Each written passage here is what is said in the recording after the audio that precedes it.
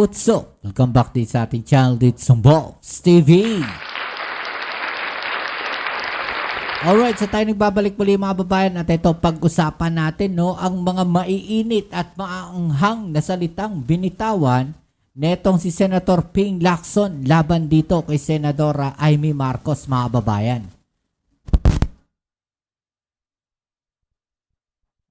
Okay, so yan po ang ating alamin ngayon at pag-uusapan, pero syempre bago ang lahat, please don't forget to subscribe, like, share at comment dyan sa comment section. At syempre shoutouts tayo sa mga followers natin dyan. Maraming salamat sa lahat ng mga patuloy na suporta dito sa ating channel. At lagi nating hiling 1 view, 1 like po sana sa ating video. At ito na nga mga babayan, grabe, matinding matindi at mainit na mainit ang palitan ng salita. Mga babayan, itong si Senator Ping Lacson at Senador Amy Marcos mga babayan, dahil sabi nga niya dito, wala raw peke sa kanyang mukha, walang peke sa mukha ko, lalong di ako bakla.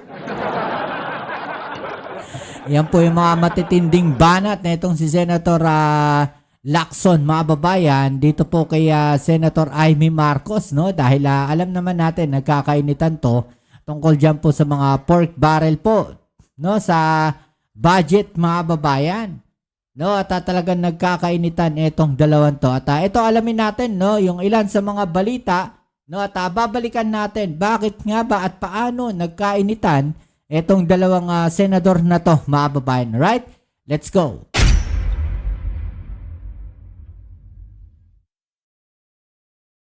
Tumindi ang tensyon sa pagitan ni Senators Ping Lacson at Amy Marcos sa issue ng umano'y pork sa 2026 budget. Ang latest sa kanilang word war sa agenda report ni Hannah T. Tila may magkakasabunutan pa yatang mga senador. Pinatatahimik kasi ni Senate President Pro Tempore Panfilo Lacson ang sino mang walang moral para mamintas daw ng iba.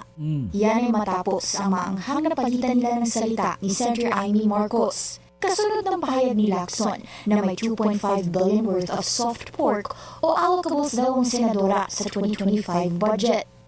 Base raw ito sa so-called Cabral Files na naglalaman ng mga proponent ng government projects. Inihayag ng senadora na hindi daw napondohan ng mga proyektong ni-request niya nitong nakaraang taon. Nang isumite raw ni Senator Amy sa DPWH ang kanyang wishlist, kalaunay inilugar ito sa FLR o for later release na budget items.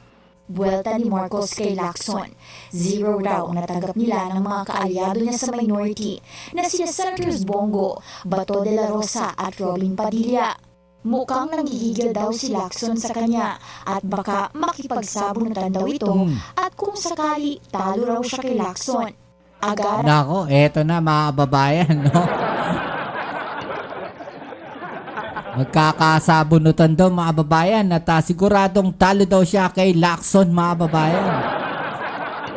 Kasi parang lumalabas mga babayan na yung buhok ni Senator Ping Lacson. Syempre kapag sinabunutan mo yun, matatanggal kung piluka yan, Kasi parang ganun yung pinapalabas ni Senadora Amy Marcos dito. Okay, so tuloy natin mga babayan Pero sa kanilang mayroon parang may piluka Ha? Diba sa Duterte Black mga babayan, parang merong nakapiluka doon? Sino kaya yon? Tuloy natin. Talo raw siya kay Lacson. Agarang ipinaalala ni Lacson na kailangang mag-reflect muna sa sarili bago mamintas ng iba. Una na kasing sinabi ng Blue Ribbon Chair na tila maingay daw si Senator Amy pagdating sa di umano'y pork sa 2026 budget. Pero may allocation pala sa kanya noong 2025. Hindi rin daw ni-raise ng senadora sa BICAM ang mga issue niya sa pork kahit miyembro siya nito. Di ba? Meron din palang pork mga babayan si Senator Amy Marcos. Parang ganon sinasabi ni Senator Lacson. Hindi niya nga lang yan na inilalabas. Well, totoo naman yung sinasabi ni Senator Lacson na bago ka mamintas mga babayan, bago ka magbato ng putik sa kapwa mo, siguraduhin mo munang malinis ka. Bago ka mamintas, siguraduhin mo munang perpekto ka. 'Di ba? Mahirap kasi yung namimintas ka pero ikaw pala mismo no, merong kapulaan sa'yo. No? Hindi ka perfecto rin pala. 'Di ba mga kababayan? So, yun naman yung mensahe dito ni Senator Lacson. Naging present para ang presidential sister sa mga ayuda distribution last year. Kahit nilalabel niya raw ngayon ang financial aid na MAIFIP at AIX bilang soft pork. Kalaunay nag-post na lang si Marcos ng isang litrato niyang nagpapaparlor at sinabing dun ka sa faraway.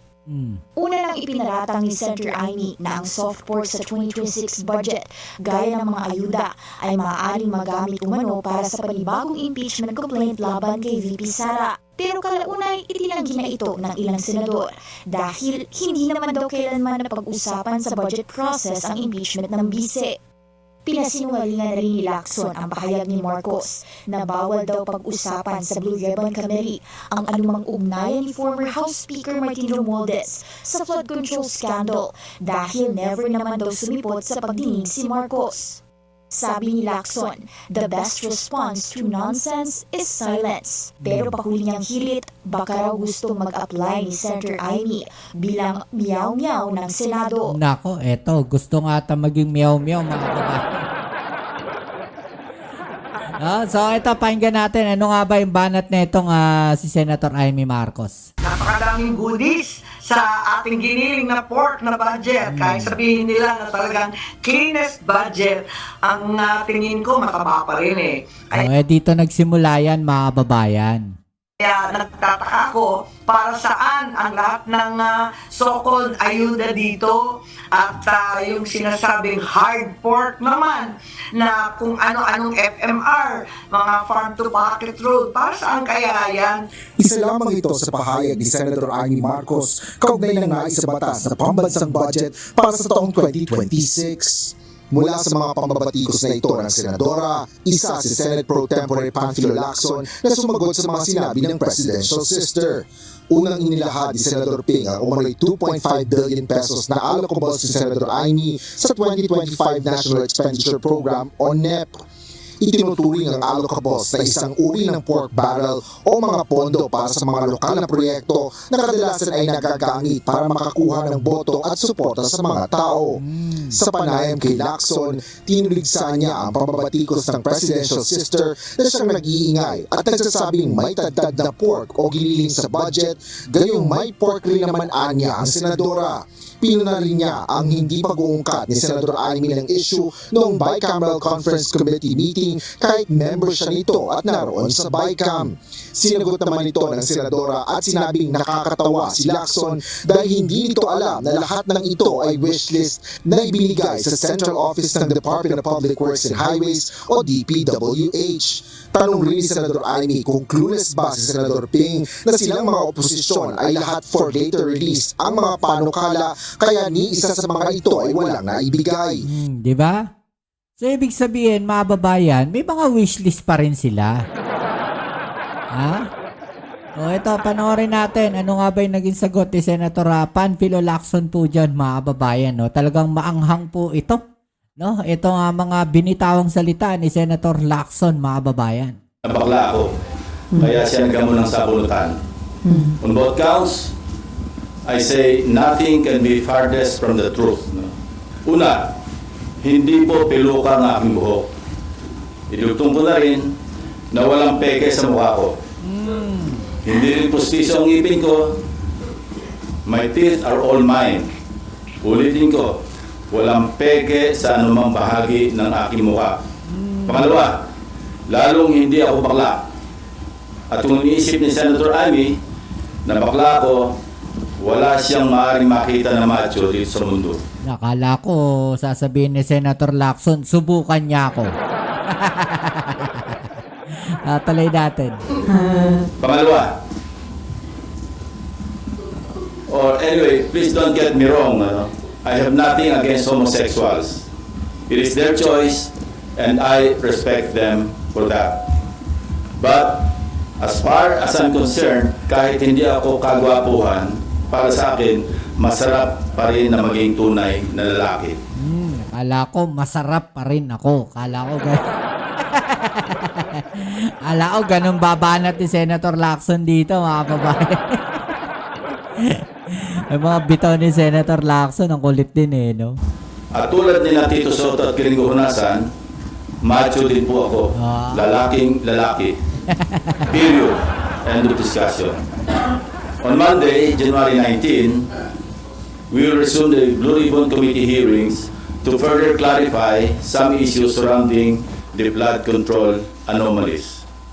Hence, we would like to know more about the so-called Cabral files. Not necessarily from Congressman Leandro Leviste, although he is most welcome to attend and participate in the hearing. In fact, we're also sending an invitation to the Speaker of the House of Representatives. But we prefer to get it from the original and official source itself, the DPWH, Department of Public Works and Highways. In this regard, we are issuing subpoena duces tecum to Secretary Vince Dizon with the end in view of consolidating all the files, including but not limited to what the late Undersecretary Cabral left before she died, and which are confirmed to be in the possession of the department and which the Blue Ribbon Committee needs to further enhance our inquiry and investigation. Nag-usap na kami ni Secretary Vince tungkol dito last Monday at kung ano-ano mga files at dokumento ang kailangan namin. In relation to this, I received reliable information that former DPWH Secretary Manuel Bonoan deliberately submitted to Malacanang incorrect grid coordinates of thousands of flood control projects all over the country which form part of the Sumbong sa Pangulo website.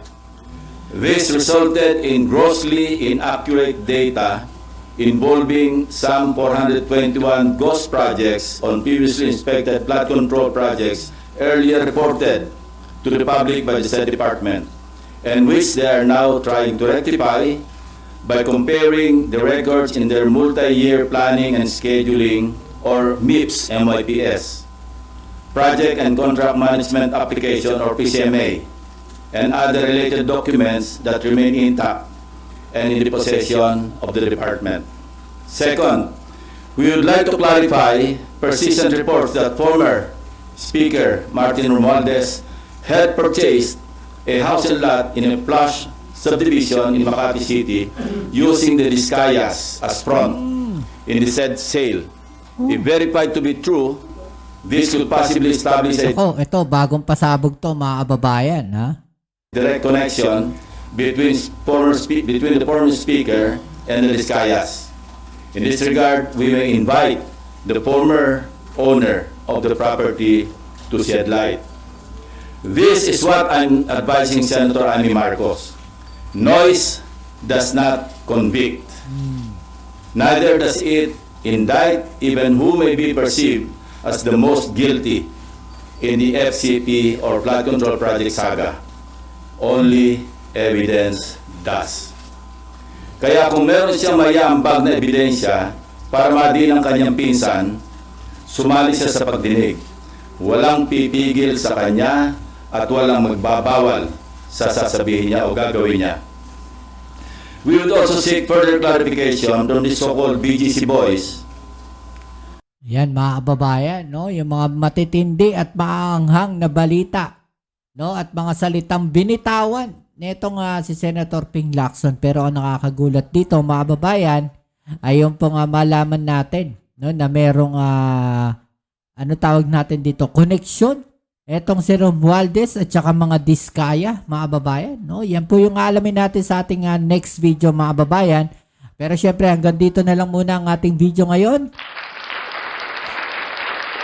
At muli, maraming salamat sa lahat ng mga patuloy na suporta dito sa ating channel. Kita-kits tayo sa ating next video. Ito muli ang inyong Kuya Mobs, it's Mobs TV. Peace. I'm out.